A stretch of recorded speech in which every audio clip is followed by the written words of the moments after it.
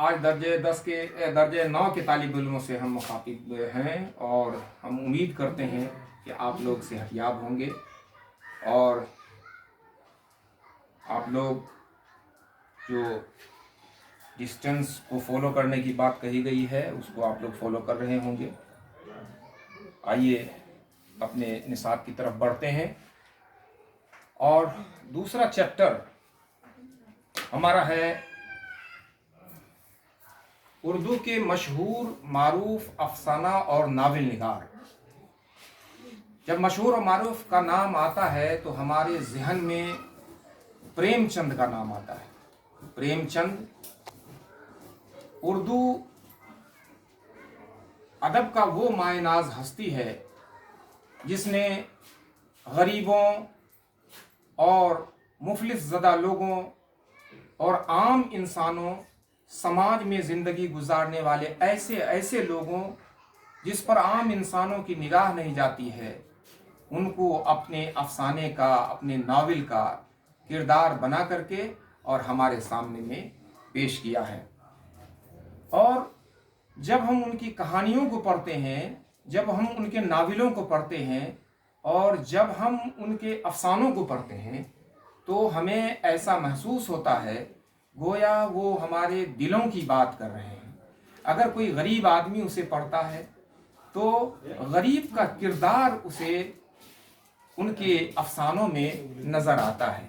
ऐसी ही अजीम शख्सियत की पैदाइश 1880 ईस्वी में हुई थी बनारस के एक छोटे से गांव लम्ही में, और वहीं उन्होंने इब्तदाई तालीम हासिल की थी।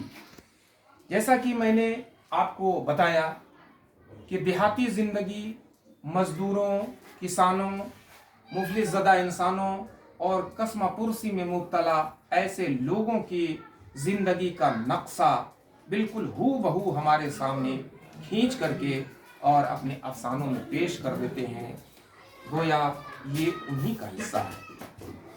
उन्होंने बहुत सारे अफसाने लिखे हैं और बहुत सारे नावल भी लिखे हैं। प्रेमचंद के सैकड़ों अफसाने मंजर आम पर आ चुके हैं। कई नावलें उन्होंने लिखी हैं, जैसा कि मैंने आपको कहा, प्रेम पचीसी, प्रेम चालीसी, दूध की कीमत और वारदात उनकी अहम अफसानवी मजमूए हैं। और जब आप बड़े हो जाएंगे तो उनके नावल गौदान, गबन, मैदान अमल और बेवा, बाजार हुस्न, ये तमाम के तमाम नावल आपको पढ़ने के मौके फराहम होंगे।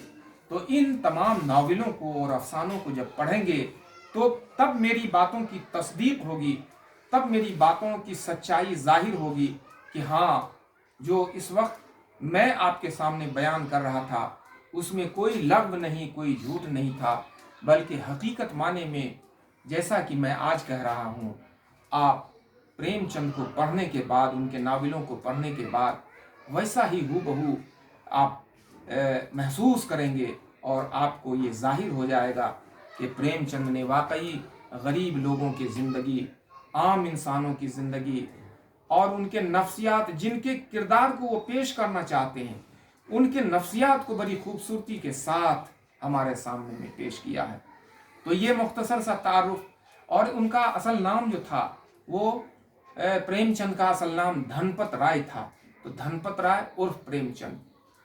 तो अब इसमें से कुछ सवालात आपको आएंगे कि प्रेमचंद का असल नाम क्या था, प्रेमचंद की पैदाइश कब हुई, और प्रेमचंद तरक्की पसंद तहरीक के सदर भी थे और 1936 ईस्वी में शुरुआत, 36 ईस्वी में 1936 ईस्वी में ही धनपत राय का इंतकाल हो गया था। तो ये इंतकाल के मुतालिक आपसे ये पूछा जाएगा, पैदाइश के मुतालिक पूछा जाएगा कि कहाँ पैदा हुए, तो बताना है बनारस के लम्ही गांव में 1880 ईस्वी में पैदा हुए और उनका इंतकाल 1936 ईस्वी में वाक़ई हुआ।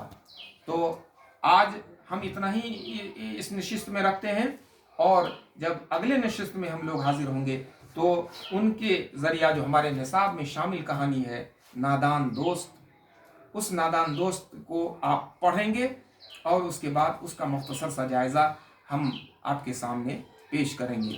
نادان مانے تو آپ جانتے ہیں بے عقل ہوتا ہے، نادان مانے بے وقوف ہوتا ہے، اور دوست ہتیسی، تو یہ بے وقوف ہتیسی جو ہوتا ہے یہ بڑا خطرناک ہوتا ہے۔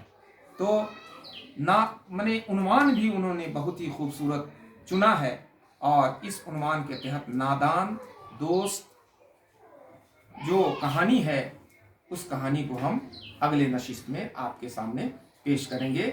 آپ لوگ اپنا خیال رکھیے اور اگلی نشست کا آپ انتظار کیجئے، اپنی پڑھائی کو جاری رکھیے، اور سوشل ڈسٹینسنگ جو ہے اس کو جو برقرار رکھنے کے لیے کہا گیا ہے اس کو رکھتے ہوئے اپنی تیاری جاری رکھیے۔ بہت بہت شکریہ۔